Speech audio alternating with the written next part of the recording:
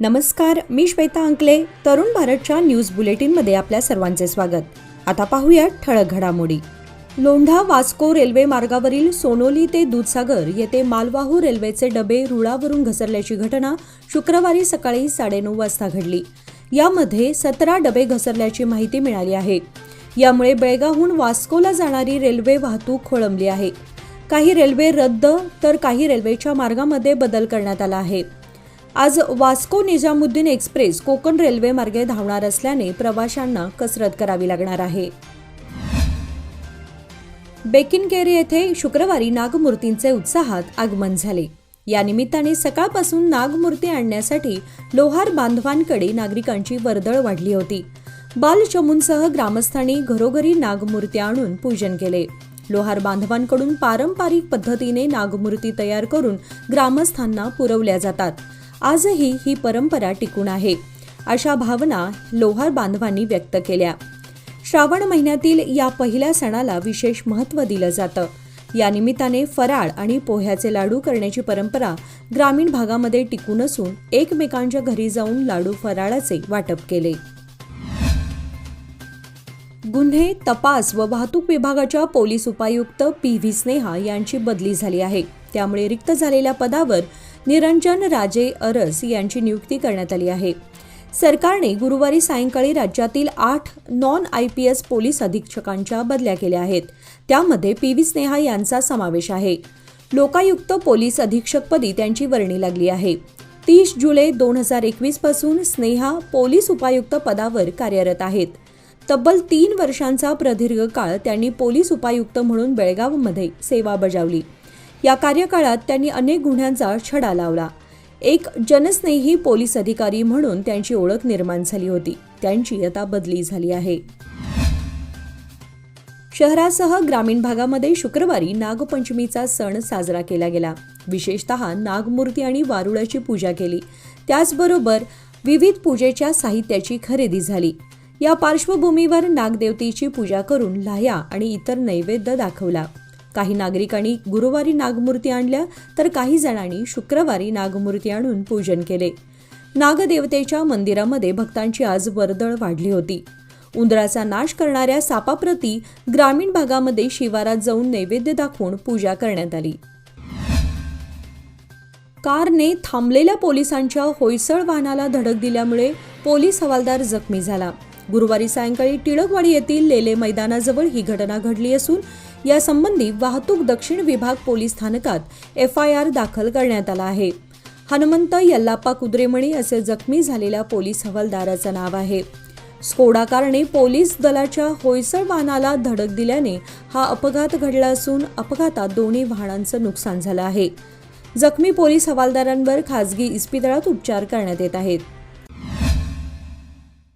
समस्त बेळगाव वासियांकरिता महावीर भवन गोवा वे सर्कल नजीक खानापूर रोड येथे बेळगावातील सर्वात मोठे फर्निचर प्रदर्शन भरवण्यात आले असून शुक्रवार दिनांक 9 ते 25 ऑगस्टपर्यंत सदर प्रदर्शन दररोज सकाळी 10 ते रात्री 10 वाजेपर्यंत खुले राहणार आहे.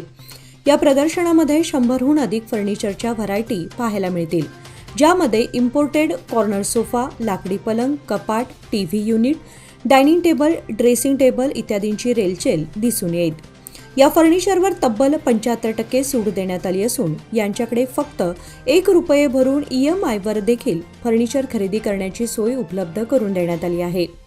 तरी समस्त बेळगावकरांनी या भव्य फर्निचर प्रदर्शनाला एक वेळ अवश्य भेट द्यावी असे संयोजकांनी कळवलं आहे.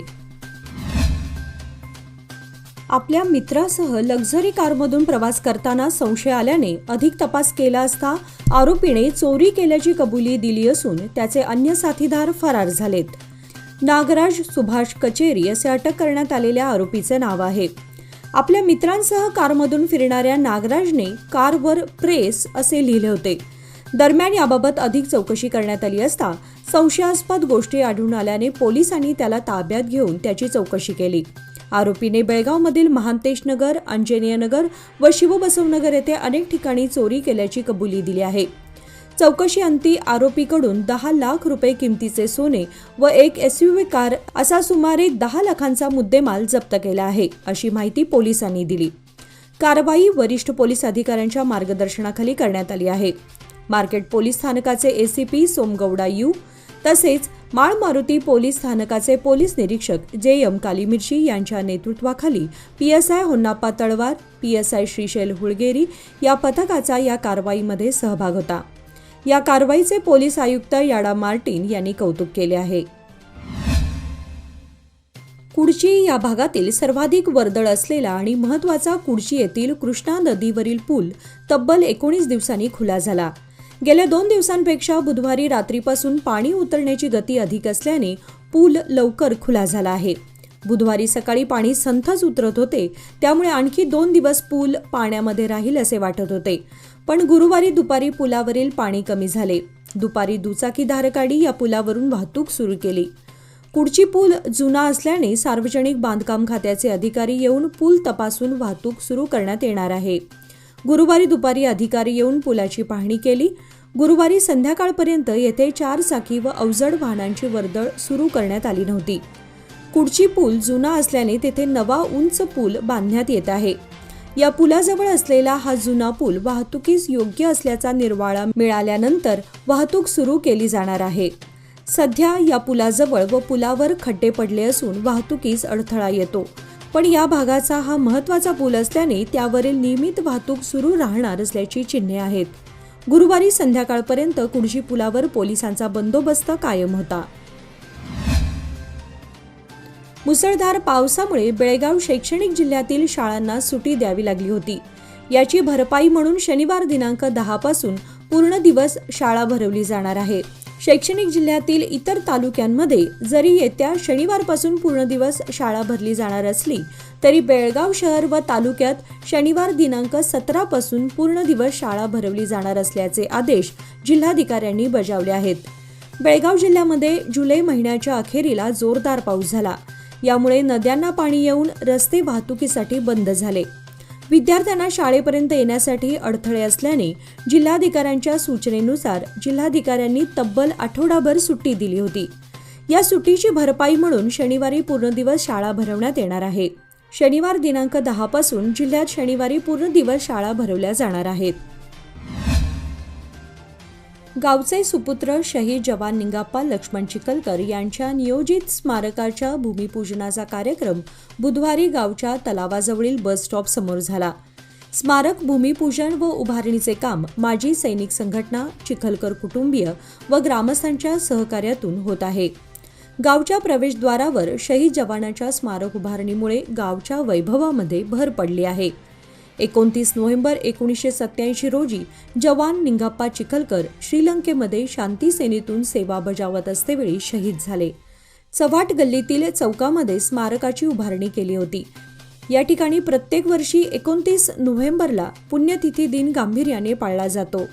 चव्हाट गल्लीतील गटारी रुंदीकरणामुळे सदर स्मारक हटवल्यामुळे माजी सैनिक संघटना व ग्रामस्थांनी सदर स्मारक गावच्या प्रवेशद्वारावर उभारण्याचा निर्धार केला. त्यानुसार त्याचे भूमिपूजन नुकतेच पार पडले.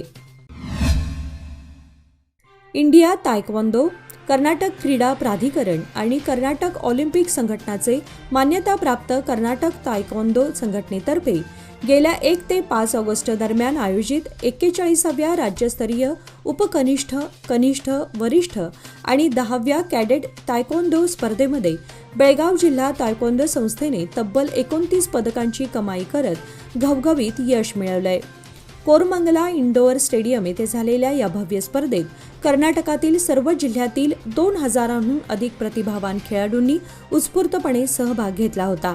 यामध्ये बेळगाव जिल्हा तायक्वांदो संस्थेच्या खेळाडूंनी 3 सुवर्ण, 8 रौप्य आणि 18 कांस्य पदक अशी एकूण 29 पदके पटकावली.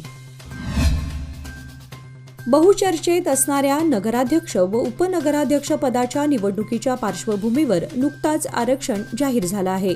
या आरक्षणाच्या माध्यमातून भाजप सत्तारूढ गटातील नगरसेविका श्रीविद्या बांबरे व सुचिता परीट यांच्या नावाची चर्चा सध्या होत आहे. आमदार निखिल कत्ती व जिल्हा मध्यवर्ती बँकेचे अध्यक्ष रमेश कत्ती यांच्या निर्णयाकडे सर्वांचेच लक्ष वेधले आहे. सामान्य महिला नगराध्यक्ष पदासाठी आरक्षण घोषित झाल्यामुळे या आरक्षणाचा लाभ मिळावा या दृष्टीने स्थानिक नेत्यांनी मोर्चे बांधणीला सुरुवात केली आहे. माजी नगरसेवक राजू बांबरे यांनी पहिल्यांदा शासन नियुक्त व 2 वेळा निवडणुकीतून विजयी झाले आहेत. 15 वर्षे प्रभाग क्रमांक 16 मध्ये सातत्याने विकास कामे केली आहेत. यामुळे या प्रभागामध्ये बांबरे यांच्या शब्दाला विशेष वजन प्राप्त झालं आहे. सन 2021-22च्या नगर परिषदच्या निवडणुकीत पत्नी श्रीविद्या बांबरे यांची उमेदवारी दाखल करून विजयी झाले आहेत. यामुळे बांबरे यांच्या पाठीशी मतदार भक्कम असल्यामुळे नगराध्यक्षपदासाठी श्रीविद्या बांबरे यांच्या नावाला विशेष महत्त्व मिळालंय. खानापूर शहराला पाणी पुरवठा करण्यात येणाऱ्या जॅकवेलमधील मोटारीमध्ये तांत्रिक बिघाड झाल्याने पाणी पुरवठा करण्यासाठी जॅकवेलमधून उपसा बंद झाला आहे.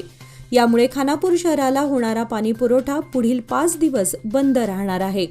तरी खानापूर शहरातील नागरिकांनी याची नोंद घेऊन सहकार्य करावे असे आवाहन खानापूर नगरपंचायतीचे अभियंता तिरुपती राठोड यांनी केलं आहे. श्रावण म्हणजे व्रतवैकल्यांचा महिना. मंगळागौरीबरोबरच श्रावण शुक्रवारच्या पूजेलाही अनन्यसाधारण महत्त्व आहे.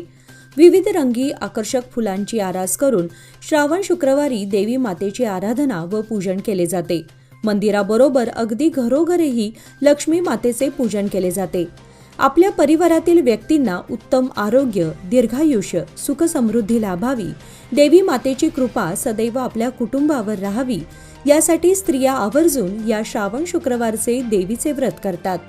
बेळगाव शहरामध्ये या श्रावणी शुक्रवारच्या पूजेसाठी लागणारे साहित्य खरेदीसाठी महिलांची गर्दी झाली होती.